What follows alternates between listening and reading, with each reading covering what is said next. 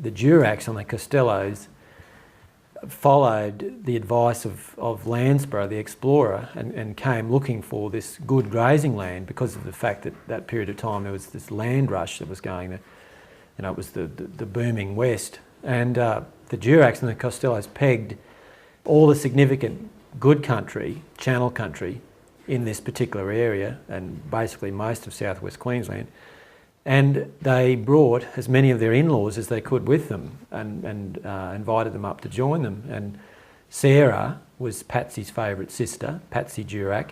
She was married to my great-grandfather, Patsy Tully. So they came up in 1874. It was very hard in those early years for Patsy and Sarah because of the isolation. They only got their supplies once a year when they actually went to get them. And Patsy Tully was away for a large amount of time, at different times getting supplies. He'd be away for 3 months. The whole Australian economy at that time was growing rapidly, and it was, you know, quite heated up economically. It was a land rush and a boom time, it was. And you've probably heard of the roaring 90s or the naughty 90s. It was the 1890s.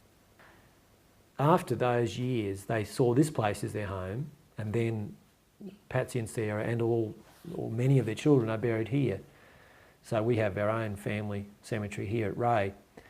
But, and of course, you know, in those days, you'll find, you know, on most properties of the earlier properties, you'll find, you know, graves because people were buried really where they died.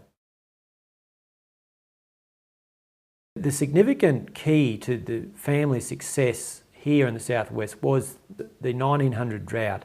At the end of last century to early this century, there was this, what is termed the 1900 drought, and it was a period of 4 very dry years, which, in which case most of the properties changed hands or went broke. Here at Ray, the family, the 5 able-bodied sons and the 4 girls, and Patsy and Sarah, their parents, worked through very difficult times for virtually the 5 years, and were able to survive this drought. And they were one of only 2 properties in the whole area west of Quilpie that didn't change hands. When this area was first settled, it was only cattle country. But an interesting point is that Sarah instigated the introduction of sheep into this part of the southwest, Sarah Durack, because she could see the potential, and she insisted that they have sheep. The Duracks were against sheep and never ran sheep on Thulunga. Sarah, you know, prevailed on her husband Patsy Tully to introduce sheep into the area, and they quickly ran large numbers of sheep, and it was really a ticket to their wealth.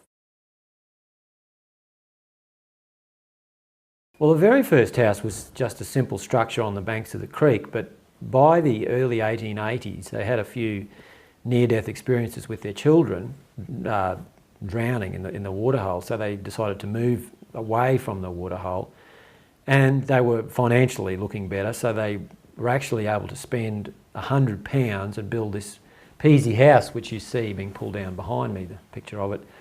And it was made of local material, a mixture of mud and straw.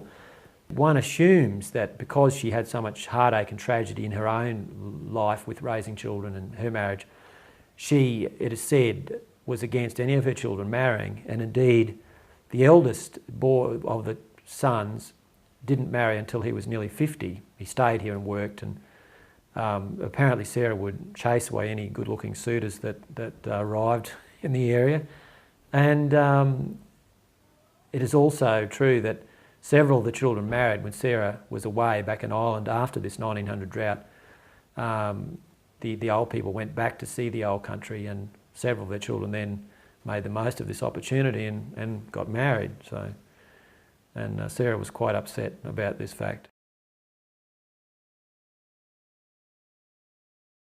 But it was very much a little village. Each station was like a mini township. It had a cook, a cowboy, a gardener, at least one housemaid, a couple of jackaroos, and perhaps even a station hand. And also there was a lot of people that like horse breakers and windmill experts and mechanics and carpenters and electricians who were here for a great period of time. Because there were so many people on each of the properties, the stations used to get together and rent these old 16mm movies, which would move one property up the mail run each mail day, and the movies were shown. And we here had a little mini picture theatre. They were nearly always sort of black and white cowboy movies, which by today's standards were pretty uninspiring, but back in those days they were, you know, the big deal of the week. At this time, my parents would usually put on a barbecue, and so it'd be like a local gathering, and some of the neighbours would come to the barbecue and watch the movie. Everyone has this background, everyone.